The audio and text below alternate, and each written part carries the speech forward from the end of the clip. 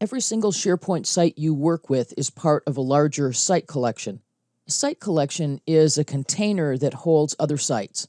At the top of the site collection, there's one site, often just called a team site, and it's not unusual if there's nothing in the team site except other sites, because its purpose is to hold the entire collection.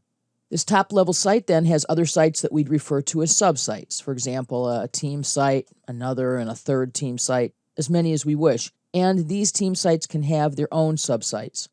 Now, in many smaller organizations, there's only one site collection, and all of the other sites fall inside of it. But if you're part of a larger organization, or an organization where there's a lot of delineation between different work groups, then your SharePoint site may have more than one site collection.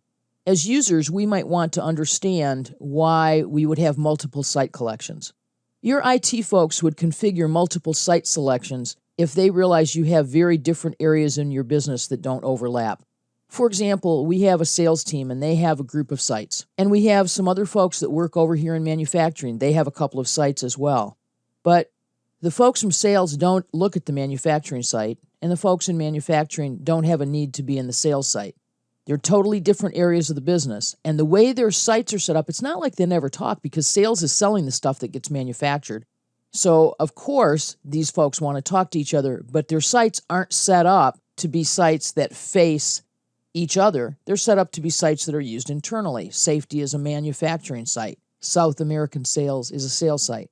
Now we have some folks in operations, and they clearly are linked to everybody else here, and yet their sites are specific to the work that they're doing. Now, any of these teams could decide to have an external-facing site where the accounting folks would have the ability for salespeople to drop off orders, for manufacturing people to drop timesheets and requests for vendors, those kinds of things.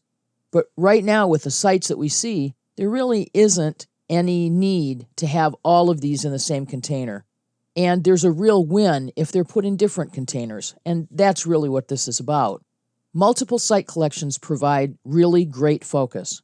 We can have settings that are specific to operations, another set of settings that are specific to all of manufacturing, settings that are specific to the sales group, and so on. And we can get reports on a site collection as a whole. So if we want to report on the SharePoint sites for all of the sales unit, the best way to do it is to have them all in one site collection. The same thing's true for each of our other groups.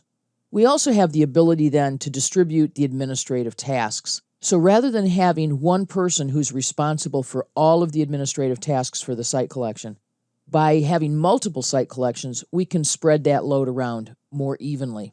And finally, remember that when we create new sites, each site can inherit the permissions from the site above.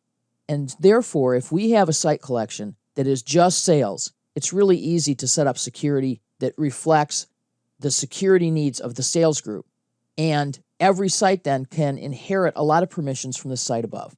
Same thing's true if we have a separate collection for manufacturing. But if I have to have all of these users in one site collection, then my top-level site is going to be pretty complex from a security point of view, because it will have to meet the need of each of these different user groups, and that makes inheritance a little more difficult. When I begin mixing different kinds of users into one site collection, it's hard for me to have unity of permissions that will serve me all the way down to the lower levels of the site. So every SharePoint site is part of a collection, and whether your SharePoint administrator decided to have just one site collection or to have multiple site collections, every site that you use and every site that you create will be part of a site collection in SharePoint Online.